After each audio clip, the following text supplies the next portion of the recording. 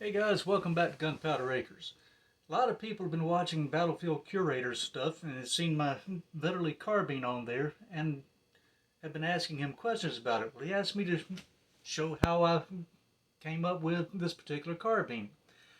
Start off, this is not a genuine Vetterli carbine. It is a cut down rifle. I've never claimed it to be a genuine one, but what I did was when I went to make it, I went to one of my favorite books right here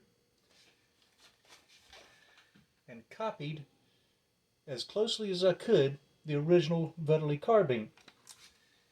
It's not a perfect copy, but it's what I got, and I like the way it came out.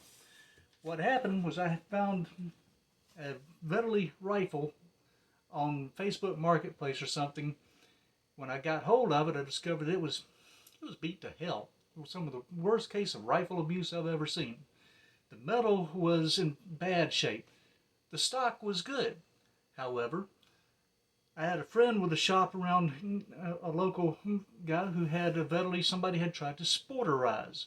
They had cut down the stock, but the metal was in great shape. So, a little bit of horse trading, I wound up with that one. So then I wound up swapping out the good wood from one Vetterli to the good metal of the other one. Then I had a cut down stock and a beat up rifle. So I decided to see what I could do with it. This is what I did. Okay, this is my carbine as seen on Battlefield Curator compared to the full length model 1881. In fact, that's the one that furnished the stock for the carbine. So what I did was, after having to beat this back round, it was mashed down flat, and the cartridge elevator,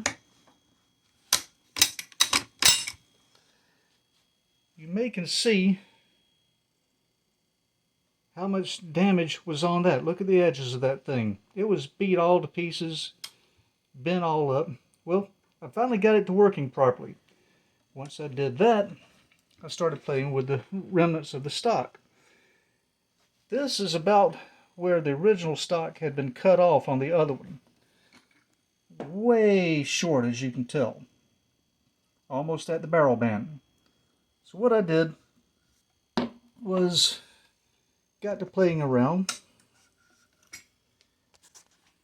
Cut down the magazine tube. They're brass. I cut it to fit and trimmed the spring. This piece right here, that's the wrong color, is actually part of the forend of a 30-30 rifle. With the magazine tube for the 30-30, it fit. This end cap is actually the front barrel band from one of these rifles, with a little bit of walnut to fill in the gap there. A modified front sight from something, I don't know. A rear sight from Parts Bin. Not quite proper, but it works. And that mark right there is filling in the original groove that somebody had, actually it wasn't the original, whoever had modified this rifle had cut a deep groove in it to try to force the barrel band into place. So I filled it with pieces of walnut, cleaned it up. It's not an absolute perfect match, but it works, and as you've seen on Battlefield Curator, it works as a carbine. Looks really good, it functions fine, and this one has also been converted to centerfire. I've got 3 of these Vetterli rifles. All 3 I've converted to centerfire. I've got a little bit of ammo to play with it.